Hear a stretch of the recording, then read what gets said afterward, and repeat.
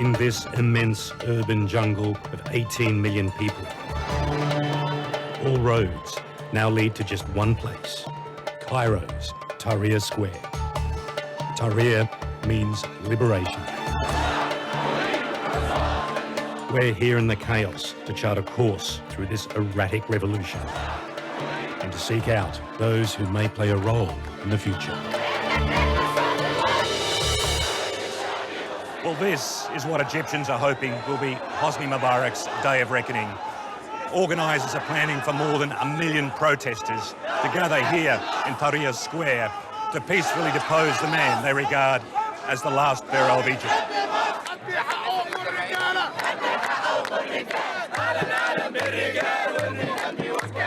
The police are nowhere to be seen today. It's still the army very much in control, corralling everybody down these narrow channels and handing out flyers to the people saying that they have every right to protest. And the list of grievances against President Hosni Mubarak's 30-year reign is long.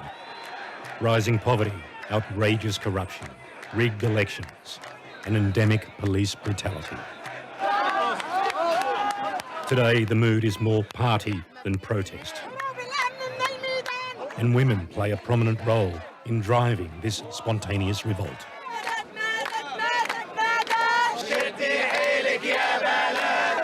Until last month, 33-year-old Salma el Tarzi was an independent documentary maker. In this, I'm physically involved. On the 25th, I just saw the demonstration in the street. I went down. I never came back until now. I never went home. She's abandoned her camera and embraced the mantle of revolutionary. Now a de facto leader through sheer force of personality. Basically, this is our group. It's a group of people who met by pure coincidence 3 days ago. They're drawn from all walks of life. Muslim and Christian, secular and the devout, professionals and factory workers. It was the typically brutal police response to Salma's first day of protest which spurred her into action. What they do is that they shoot on the ground, so the capsule explodes, and then all the BB metal points, they just fill your body.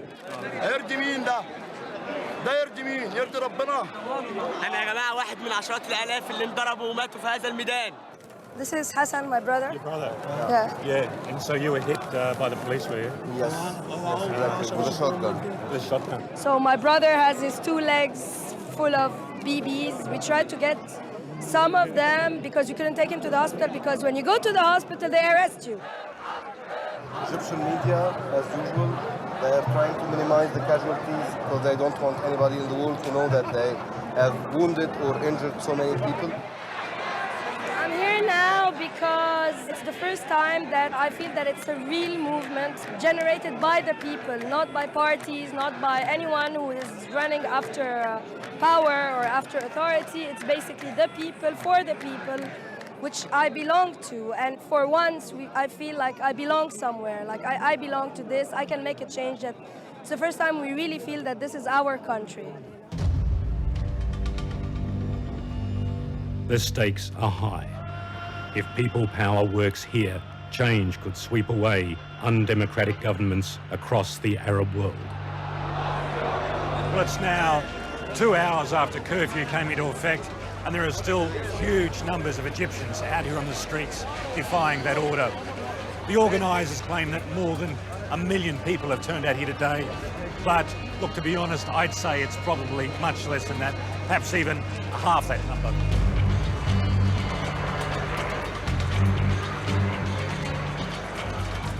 It's now the 8th night of the crisis. Salma is running on adrenaline. I had a little nap here, so I feel fresh now. How could you sleep with all the noise? I can sleep like a baby. Did you manage to make other phone calls earlier? No. Okay. But that's it. In this area, it's very bad. This is what they do. They cut them off. Yeah. Social media is the weapon of choice. Mubarak's regime makes erratic attempts to shut down communication, but it's too late. We don't have access to Al Jazeera anymore. They made a different coding for it for the 10th time, and we can't have access to it. We don't have phones anymore. This is basically dead. Yeah. So what do you got on your phone at the moment? I use it as a camera. We don't have internet, we don't have Facebook, and although we don't have phones, we still are coming by thousands, so Okay. I don't think his plan is working very well. Hosni Mubarak appears on state TV and the crowd senses victory.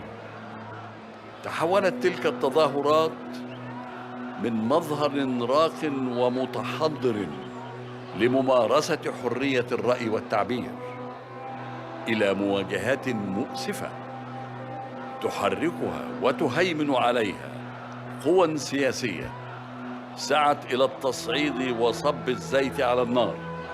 But there'll be no panicked midnight exodus for the last pharaoh of Egypt. He announces he'll go, but not before presidential elections in September. For those on Tahrir Square, it's a bitter reality check.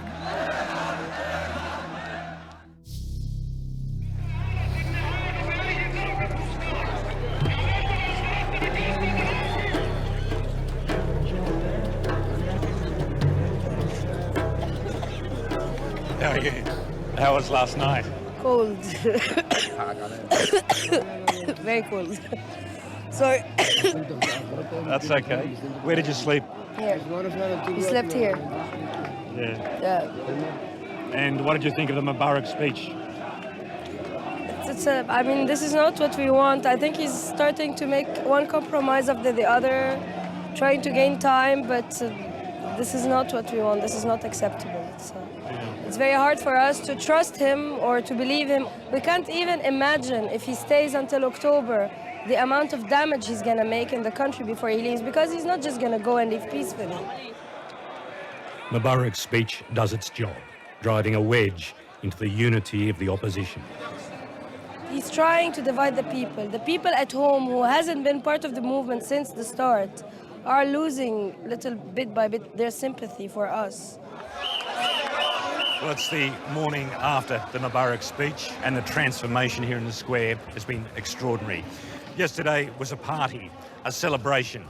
This morning there's only a fraction of the number of people here, and the mood is now one of fear and paranoia.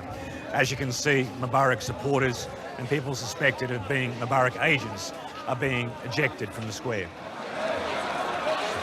We've been going around telling everyone, watch out, when someone is doing this, we're going to take him out, we're not going to use violence.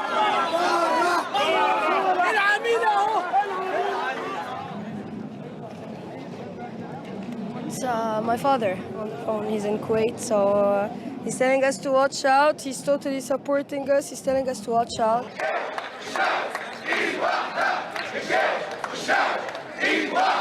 While the police are universally despised, the army is still widely respected. They've taken a kind of heavily armed neutrality in this crisis, as both defenders of the state and protectors of the demonstrators. A general delivers this ominous caution to the anti-Mubarak protesters. He was telling the protesters that he wants to calm things down, to avoid having anything remotely like a civil war as in Lebanon previously or in Yemen or elsewhere, and that people here inside the square do not own the square, and they should not have any control over the square, and therefore they should not be able to decide who gets in or who doesn't. Salma's Facebook revolutionaries aren't the only ones here. We set out to meet one of Egypt's best-known opposition figures, Ayman Noor. He's out there somewhere in the square, but before we can make contact, the regime strikes back.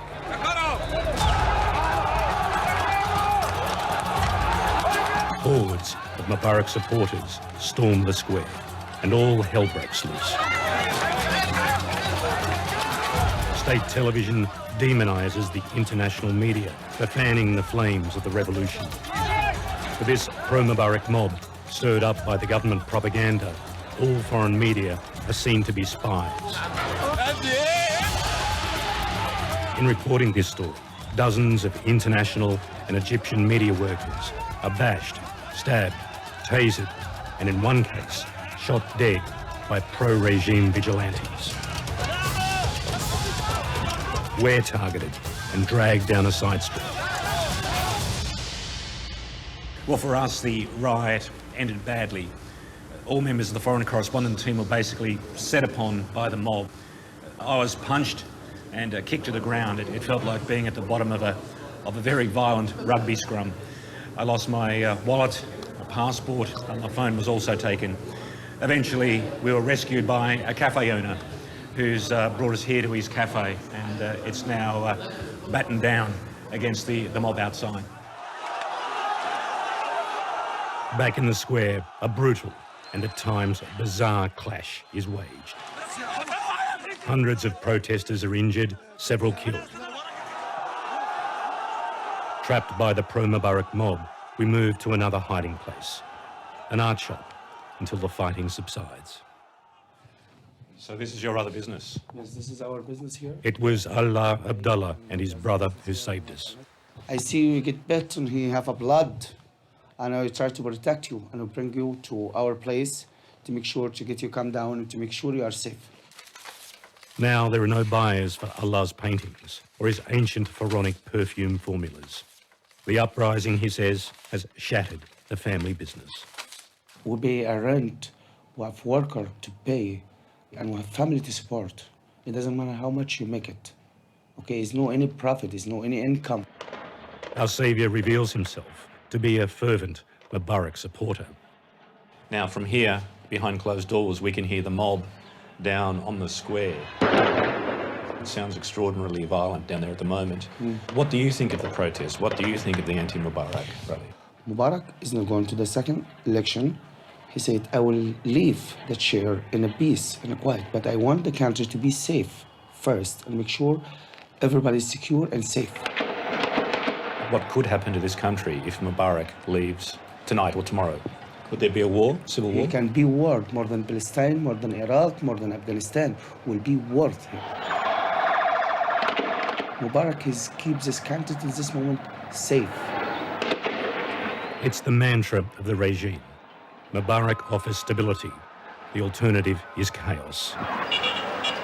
And yet it soon appears that war has already been declared. Salma and her friends are down there somewhere fighting for their lives.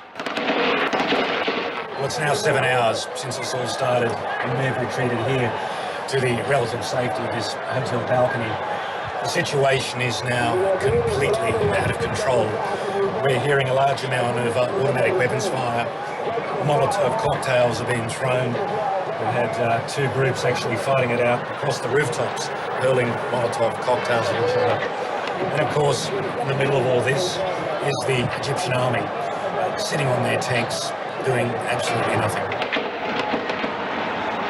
Against the odds, the protesters survive, beating back the Mubarak loyalists. Next morning, there's a tight cordon around the square. Real experience. It is. We can't get in, but Salma slips out to meet us. Her mood is grim.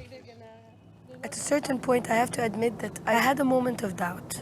I was so tired, I was so exhausted. There was a guy in front of me with his brains all over the floor, and we were literally putting it back in his skull and just throwing betadine over it, and that's it. The internet is restored, and Salma frantically works her Facebook page. I mean, this guy is telling people that are coming in with supplies to watch out because the thugs are standing in the front and they're pretending they're us. So beware when you go in. Social media is an invaluable revolutionary tool, but it also leaves an indelible electronic footprint of who said what, a kind of easy finder for the secret police. Personally, my fear is that if it doesn't work out, that I'm going to be kidnapped and I'm going to go to jail and I'm going to be tortured to death. This is my personal concern. And this is the concern of all the people who have been very, very active in communication.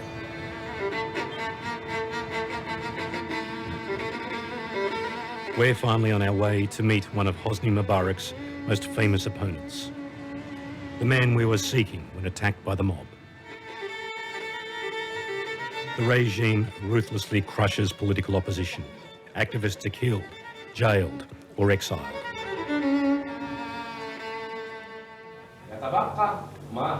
Now the survivors gather to draw up political blueprints for a post-Mubarak Egypt. They're led by 46-year-old lawyer and politician Ayman Noor. He's struggling to keep pace with the protesters. بكيت من الفرحة ومن الثقة إن مصر لسه حية ولسه قادرة أن تنجب أبطال زي الشباب اللي كانوا موجودين في التحرير. Noor and the officials of his Tomorrow Party are busy figuring out how to harness the youthful, leaderless energy of the square, and is in no mood for negotiation. I say to Mubarak, go. Game over. We were going to meet you the other day. We were walking from your office. Feted by foreign diplomats and media, Ayman Noor is a contender for the top job. He's endured the wrath of the regime, attacked, firebombed, and jailed for his efforts. When he eventually does go, will you be running for president? ليه لا؟ أنا كنت وصيف للرئيس أو حللته ثانياً من بين 10 مرشحين في الانتخابات الماضية في ظل أكثر انتخابات شراسة وتزوير وتلفيق، ودخلت السجن بعد ده لمدة 4 سنين ثمناً لما حققته في هذه الانتخابات. فأعتقد إن إذا حزبي اللي هو حزب الغد وإذا أنصاري تمسكوا بترشيحي سأترشح. President Mubarak has announced he intends to stay in power until the next election in September. So what happens now? لا أظن ده ممكن، لا أظن أن هذا متاح.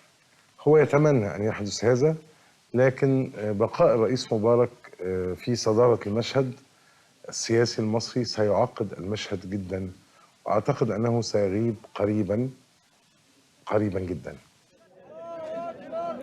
Back in Tahrir Square, day 14, and the People's Forum now looks more like a refugee camp. Wounded are everywhere. Medics say 20 people have been killed and 1,300 injured, defending this symbolic roundabout. Many also fight out of financial desperation. Nearly half of Egypt's 80 million people live on $2 a day or less.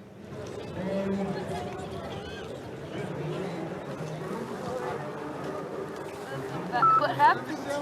How are you? You guys are still here 14, 15 days. But Hassan is reading the morning paper.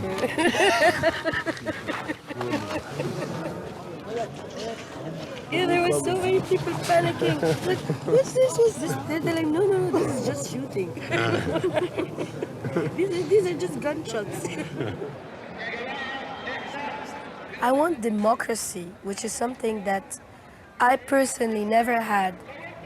I'm 33 years old. Mubarak was in rule since I was 3. I've never had democracy. I don't know what it is. We want to be able to vote properly. We don't want the emergency law. We don't want to feel frightened by the government. We don't want the oppression. We don't want all of this. We want to have freedom of speech. We don't want journalists to be taken to jail. We don't want to be scared to say something. We don't want to be scared that they track us on Facebook or on our mobile phones for saying what we think. At the barricades, a cloak of exhaustion has settled after days and nights of fighting.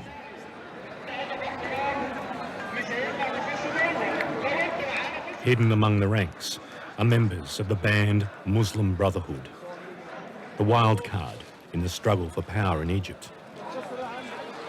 The Brotherhood is a formidable political and social movement. Founded in the 1920s, it's the oldest and largest opposition group in the country. Some fear the brothers are simply biding their time and may eventually sideline their secular comrades and seize power. But today, at least, they're regarded as valuable allies. An alliance of convenience, your friends of convenience? Yes, for now. In the future? I don't know. It really depends. I don't know. Speak for myself. No, I would. I mean, if the Muslim Brothers take over. Most probably I'll be down there starting another revolution. You know what I mean? For Salma, Tahrir Square has become the defining experience of her life. My father is extremely supportive. This morning he said, all my life I thought that I'm the one responsible for protecting you and your brother. And now I feel so small, I feel you're protecting all of us. It's overwhelming because there are so many emotions. It's so beautiful and so ugly at the same time, but there's this feeling of pride. Everyone in this square is walking with their back straight for the first times in their life. And you can see it in our posture. If we're not limping because we're beating, we are all, the posture of the people changed. We're walking with our heads high. And this is what we're trying to tell the people in the houses that are telling us that we ruined the country, that we should stop what we're doing, is that for once, stop being animals. We are not animals. We have the right to be people and hold our heads high.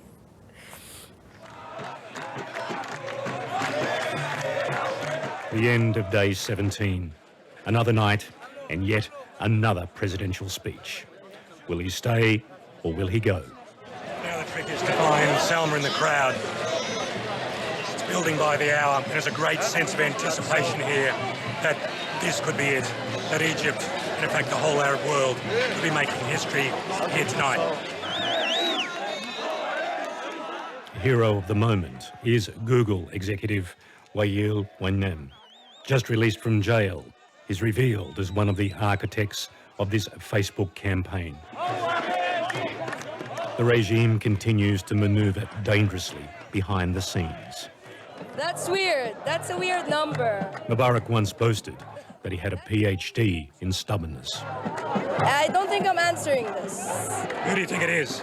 It might be someone from the regime, someone from the officials. Why would they be ringing you? They've been ringing everyone. Why? Telling them that we want to negotiate with you. What they're trying to do is to contact people, try to convince them to go talk to them, and then make a declaration that, but we talked with Salma. So people here have a fight with Salma. You see what I mean? I have no doubt that we are going to make it. I'm not so sure we're going to make it tonight. And I'm a bit concerned that the people are acting now as if it's a done deal. And I'm a bit scared that this is another of their psychological games, that they want to pull us high in the sky and then let us drop. Salma's instincts prove remarkably accurate. Mubarak refuses to take the hint. He's not going anywhere yet. There's shock, tears, and anger. Salma's brother Hassan is worried. That means that we are in very, very big danger and problem because we were extremely active, and like any undemocratic regime, like a dictatorship like Hosni Mubarak, that will mean that we will all be followed up on the next months till September if he stayed.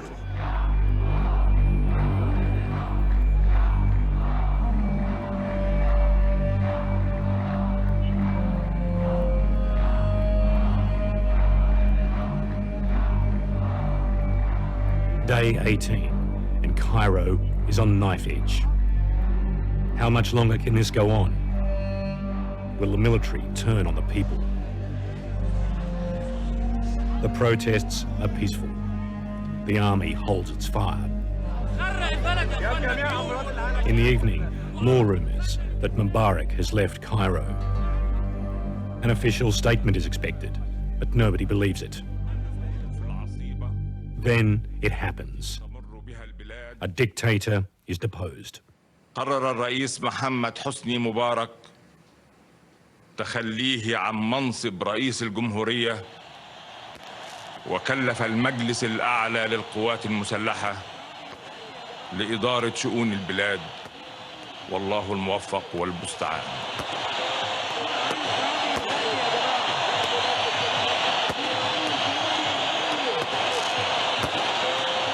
People power has prevailed.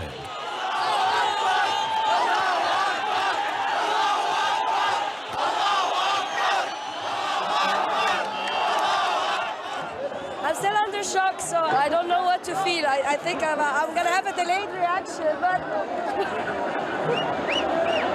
I really don't know. So I just can't feel anything right now. It's too confusing.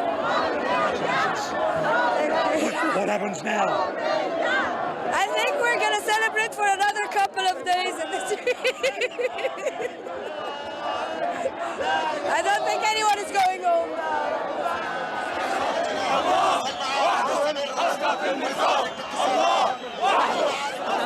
That's extraordinary. It's the happy ending that certainly no one envisaged this morning.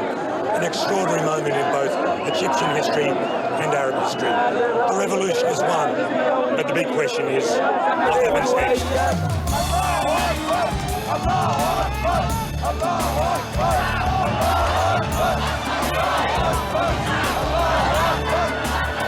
Few give much thought to what lies ahead tomorrow. The army takes power in a coup by consensus, with a vow to rewrite the constitution and oversee a transition to democracy.